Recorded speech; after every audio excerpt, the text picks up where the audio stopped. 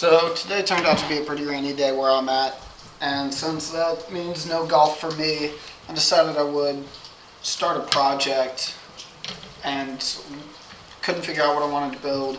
Decided I would go for a golden retriever like disc retrieval system.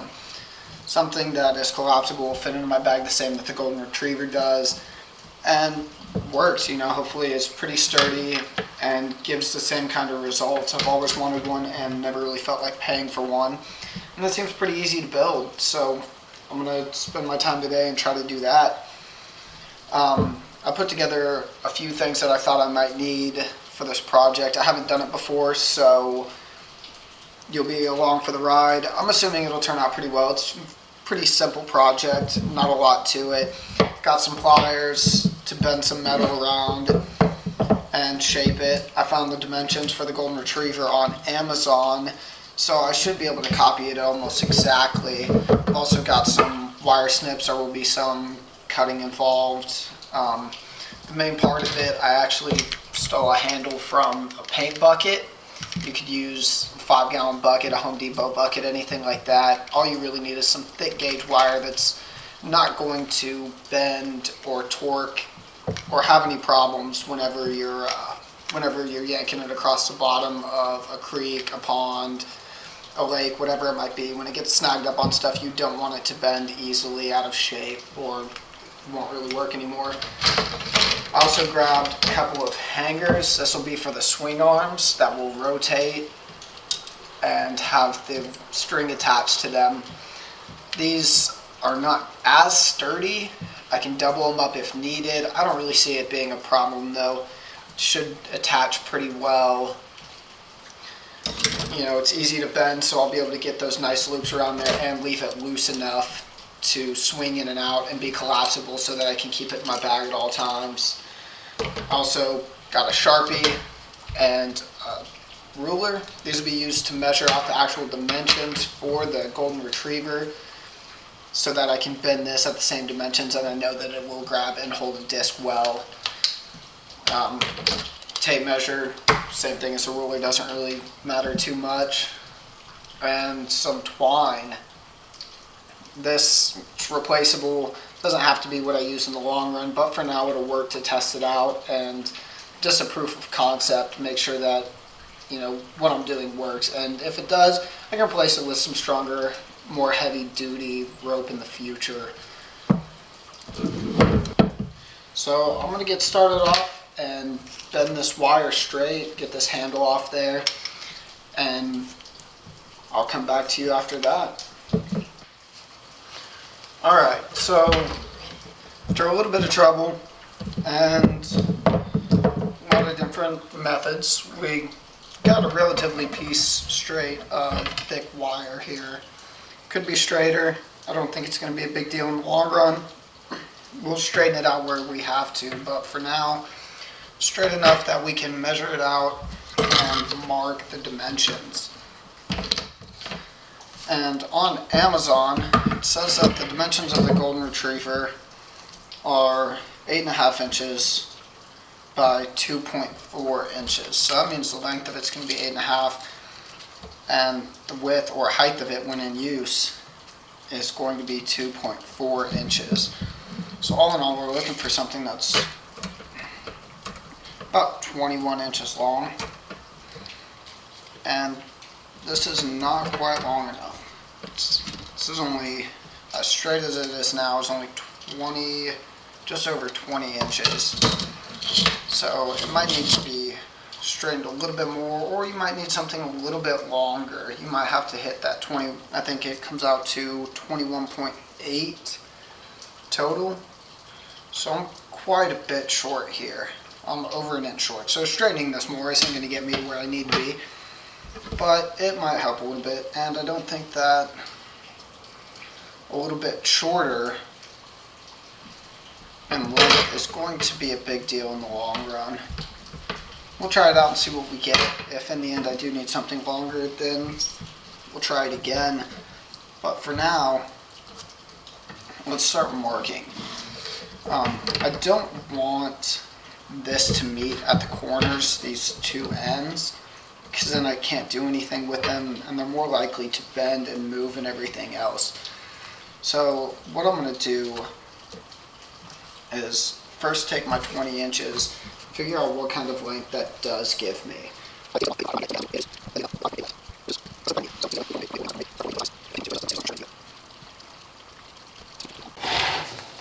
Alright, so after doing some of the math on the length of the wire that I've got and comparing it to the size of a pretty normal disc, decided that we're going to do the length at 8.5 inches, or not 8 inches instead of 8.5 inches, and that will leave us 2-inch sides on either side. And in order to do that properly without causing too much issue or having, without having to weld anything, hopefully, going to measure in from the outside only 1 inch for the first bend mark. And that way the two sides that come together will come together in between a swing arm and hopefully won't take too much load or have any problem pulling apart or anything like that. After that, we're going to be measuring the long side, so we're going to make a second mark at 9 inches. Alright, from there we'll go over to 11 inches, which is going to be the full height of one side, and out again from that 8 more inches, and with an inch left over to meet the other side. Now that we've got that all measured out, we'll bend it into the rectangular shape.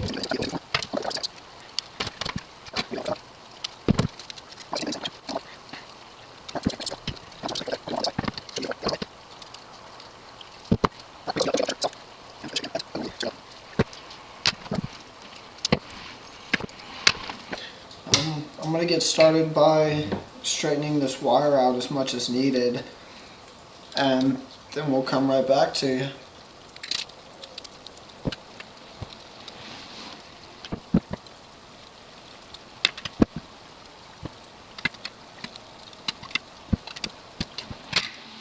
Alright, so now I've got a relatively straight part of the hanger, and this should give me some idea of how tightly it's going to need to be wrapped and how much wire I'll actually be needing for these swing arms.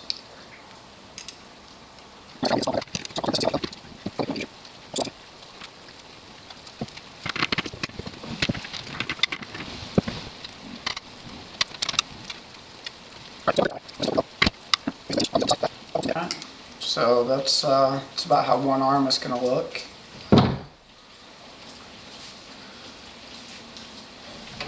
Let's see if this is coming in. Oh yeah, that seems to hold pretty nicely.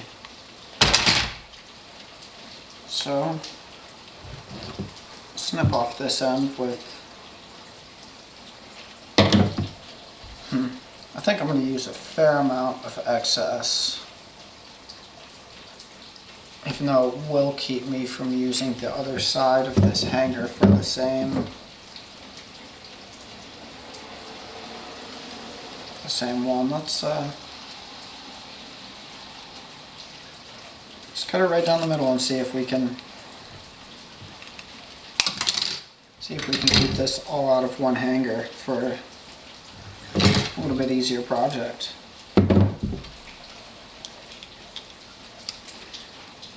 These back, and this should be a little easier to work with this time now that there's not a lot of excess left over, and you will probably be able to cut it in half right off the bat, knowing how much you'll need.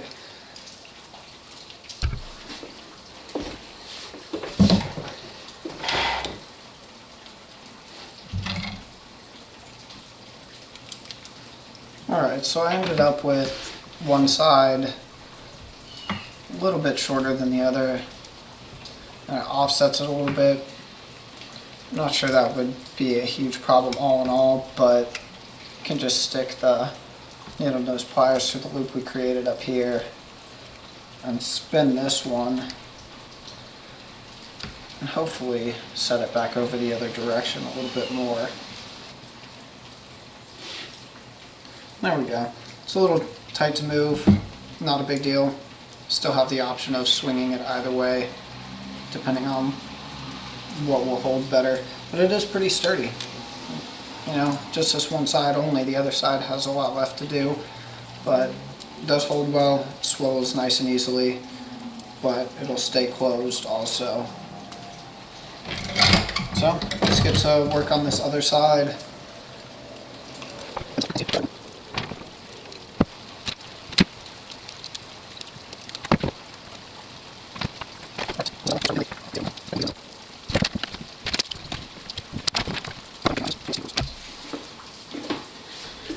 It has certainly been much easier bending the wraps around needle nose pliers instead of around the wire itself. It still slides on easily on both ends, more so on that than this end, but both ends come on and off with relative ease. And now we've just marked the center point of those two, and again I'll use the needle nose pliers to wrap the rope loop. We'll go halfway with one side and then halfway with the other.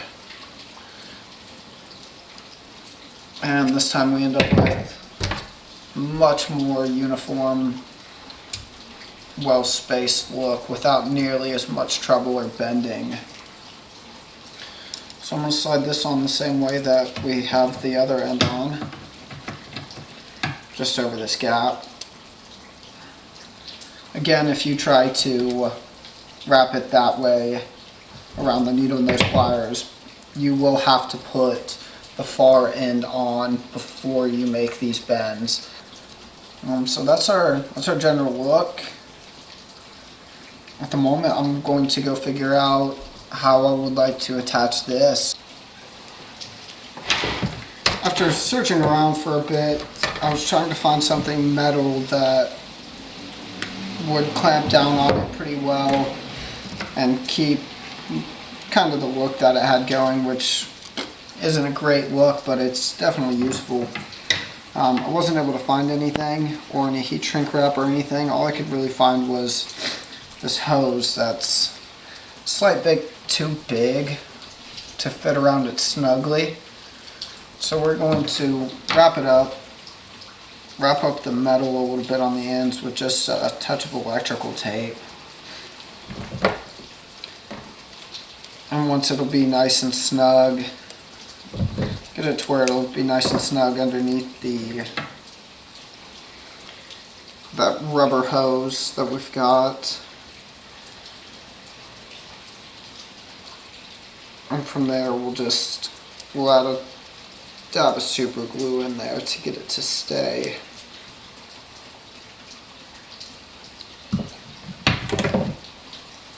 Seems to work reasonably well now. As you can see, this isn't moving or loose at all anymore. Fits very snug. So, alright, the last thing we're going to be using here is some string. And this is nylon string, so I'll use a lighter as well to burn the ends. And make sure that it's not going to come unraveled. Use the same method that they use, or what I believe the method is that they use for the golden retriever, which is run it through one end, tie it to the other.